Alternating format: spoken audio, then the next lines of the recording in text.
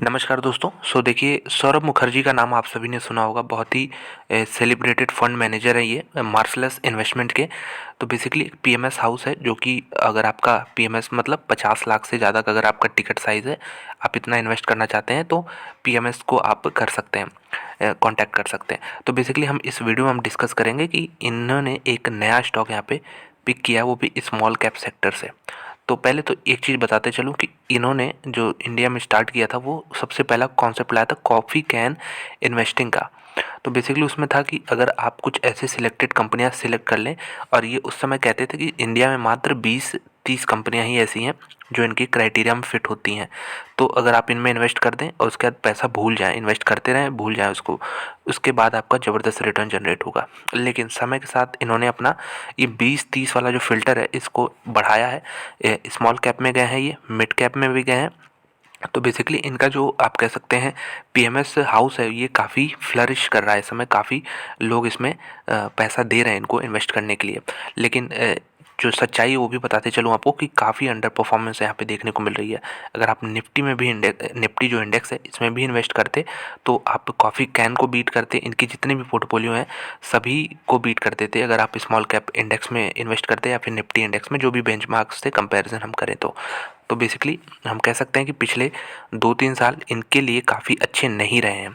तो ये भी चीज़ मैं आपको बताता चलूँ, क्योंकि बहुत लोग होते हैं ब्लाइंडली कुछ भी फॉलो कर लेते हैं। सब चीज़ यहाँ पे जानना ज़रूरी है कि इन्होंने देखिए स्टार्ट तो काफ़ी अच्छा किया था, और अभी भी इनका देखिए मानना है कि अगर 10 साल से ज़्यादा का नज़रिया तो ऐसे फ्रेंचाइजीज़ में आप इन्वेस्ट करें जो कि इनका एक बढ़िया ब्रांड मार्केट में बना हुआ है।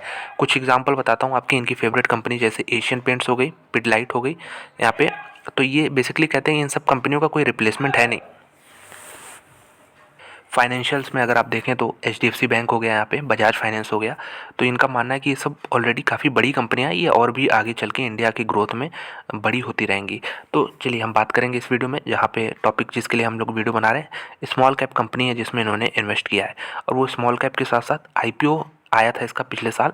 तो बेसिकली एक हम कह सकते हैं नई कंपनी जो एक्सचेंजेस पे लिस्ट हुई है। तो ऐसा क्या है उसमें इन्होंने चलिए हम लोग डिस्कस करते हैं। कंपनी का नाम देखिए यहाँ पे रख दिया आपके सामने, विजया डायग्नोस्टिक लिमिटेड।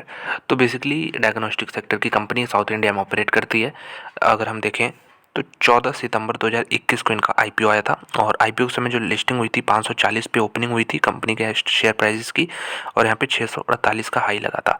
तो 648 का हाई लगा, उसके बाद अगले दिन भी यहाँ पे हम कह सकते हैं 672 का हाई जो लगा, उसके बाद तो स्टॉक जो है लगातार डाउन ट्रेंड में ही देखने को मिला है। यहाँ पे देख सकते हैं सपोर्ट ब्रेक डाउन हुआ 2 बार, फिर नीचे, फिर यहाँ पे सपोर्ट ब्रेक डाउन हुआ, फिर नीचे। लेकिन अब जो है यहाँ पे धीरे धीरे ये एक ट्रेंड लाइन पकड़ के ऊपर की तरफ बढ़ते हुए आपको देखने को मिल रहा है।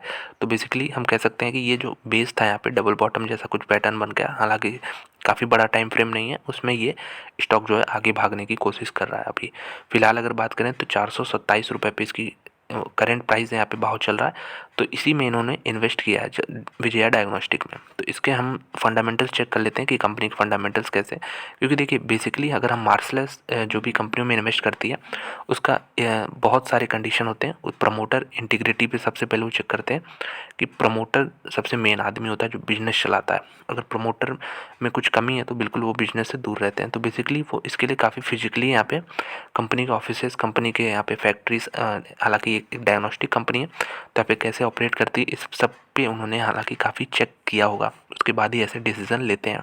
तो बात करते हैं विजय डायग्नोस्टिक का लार्जेस्ट इंटीग्रेटेड यहाँ पे डायग्नोस्टिक चेन प्रोवाइड करती है सदर्न इंडिया में, हैदराबाद में बेसिकली यहाँ पे, and offers comprehensive services that includes जैसे न्यूक्लियर मेडिसिन इसमें इंक्लूड कर सकते हैं, रेडियोलॉजी जो होता है, लेबोरेटरी हेल्थ चेकअप्स जो बेसिक चेकअप्स होते हैं, मेडिकल सर्विसेज, और the company provides it's services across 13 cities. तो 13 शहर में ही कवर करते हैं थ्रू इट्स 81। तो 81 यहाँ पे इनके डायग्नोस्टिक सेंटर्स हैं, और 11 यहाँ पे लैब्स हैं जहाँ पे चेकिंग टेस्टिंग होती होगी।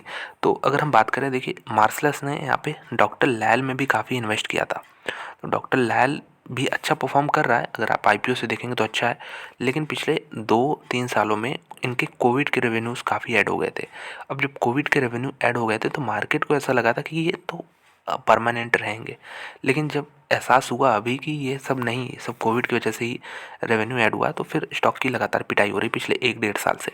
तो हम देख सकते हैं इसमें भी विजय डायग्नोस्टिक हालांकि एक एक्सपेंसिव कंपनी है, अगर हम कंपैरिजन करें तो यहाँ पे देख सकते हैं कि मार्केट कैप इसका ऑलरेडी 4300 करोड़ की कंपनी है ये, स्टॉक का पी देखिए 49 का है। तो एक एक्सपेंसिव कंपनी है, लेकिन इसके जो हम कह सकते हैं फंडामेंटल्स है काफ़ी सॉलिड है। कंपनी का रिटर्न ऑन कैपिटल एम्प्लॉयड 28% है, रिटर्न ऑन इक्विटी जो है 26.5% है। प्राइस टू बुक वैल्यू देखेंगे तो यहाँ पे लगभग 9 टाइम्स आ रहा है, 9 गुना price to book value trade कर रहा है ये। तो ये हम लोग ऑलरेडी चार्ट में देख चुके हैं कि ये अभी बीच में ही है, 52 वीक हाई और 52 वीक लो के, तो कोई भी क्लियर कट हमें डायरेक्शन यहाँ पे देखने को नहीं मिल रहा है। हालांकि जो ट्रेंड लाइन मैंने बनाया था उसमें चार्ट पे धीरे धीरे उसको करके ये फॉलो कर रहा है। इसके अलावा कंपनी के एसेट्स देखें तो 800 करोड़ के हैं, मार्केट कैप का आप कह सकते हैं 1/5 है, 20% है। और इसके अलावा प्रमोटर होल्डिंग 55% है, कोई भी होल्डिंग यहाँ पे प्लेज नहीं है। रिजर्व कंपनी के 490 करोड़ के हैं। तो छोटी कंपनी है लेकिन एक फंडामेंटली स्ट्रॉन्ग कंपनी है, और उसी पे ये आप कह सकते हैं कि यहाँ पे एक्सपेंसिव कंपनी भी है ये। तो डॉक्टर लैल से कंपैरिजन हम लोग करते हैं। चलिए, डॉक्टर लैल का पी रेशियो इस समय करंट 77 का है, इसका हमने 48.5 देखा। यहाँ पे अगर और बात करें तो अगर हम 10 ईयर्स एवरेज पी देखें तो डॉक्टर लैल का यहाँ पे 52 है, और current price to book value यहाँ पे 12 है। तो हम लोग ने यहाँ पे देखा था कि इसका लगभग 9 गुना है price to book value, 9 times है। तो डॉक्टर लैल से चीप है, लेकिन चीपेस्ट नहीं है। यहाँ पे हम कह सकते हैं कि ये सेक्टर ही ऐसा है जहाँ पे मार्केट इसको काफ़ी हाई वैल्यूएशन देता है इस पूरे सेक्टर को। तो ये देख सकते हैं सितंबर क्वार्टर के रिजल्ट काफ़ी फैंटास्टिक रहे थे। रेवेन्यू हालांकि पिछले जो जून में आया था उससे कम थे, लेकिन प्रॉफिट यहाँ पे ज़्यादा कम होते हुए देखने को मिला है। यहाँ पे रेवेन्यू 2 करोड़ की कमी देखने को मिली, लेकिन प्रॉफिट में यहाँ पे लगभग 8 करोड़ की कमी देखने को मिली ऑपरेटिंग बेसिस पे।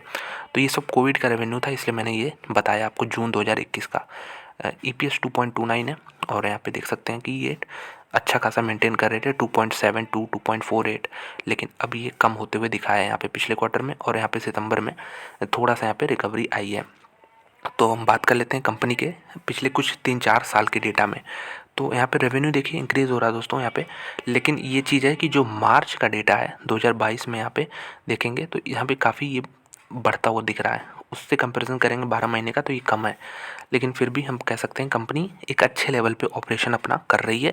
एक डिसेंट कंपनी है, अच्छा ऑपरेशन चला रही, प्रॉफिट भी लगातार यहाँ पे इंक्रीज़ कर रही। 46 करोड़, 63 करोड़, 85 करोड़, 111 करोड़, यही मैं बार बार एम्फेसिस कर रहा हूँ कि ये बढ़ गए थे, 85 से 111 हो गए थे, अब यहाँ पे 90 करोड़ पहुँचे हैं। तो ये देख सकते हैं बैलेंस शीट कंपनी का, रिजर्व भी लगातार यहाँ पे बढ़ रहा है। तो कैश फ्लो जनरेट करती है कंपनी, और मार्सलस का यहाँ पे फोकल पॉइंट रहता है कि कंपनी जो है कैश फ्लो जनरेट करे, प्रॉफिट से कुछ मतलब नहीं है, कंपनी के हाथ में कैश आना चाहिए। तो यहाँ पे ये आ रहा है, यहाँ पे देखने को आपको मिल जाएगा। इसके अलावा अगर हम बात कर लें कि कंपनी की शेयर होल्डिंग पैटर्न की, तो प्रमोटर 55% अभी भी होल्ड किए हैं जब से IPO आया है, और इसमें FIIs आप कह सकते हैं 23% है, 24% के आसपास है। DIIs यहाँ पे 16% है, बाकी बहुत कम पब्लिक है, 5-6% पब्लिक है, जिसमें और भी हो सकता है यहाँ पे बढ़ते हुए आगे देखने को मिले। तो बेसिकली एक अच्छी कंपनी है, इसके फंडामेंटल्स भी स्ट्रॉन्ग है, लेकिन हल्की सी एक्सपेंसिव है, और यहाँ पे इसीलिए इन्होंने मार्सलस ने यहाँ पे इन्वेस्ट किया है। तो आप भी इस पर ध्यान दे सकते हैं, इसको लर्निंग के लिए अप्लाई कर सकते हैं। तो यही था विजया डायग्नोस्टिक के बारे में।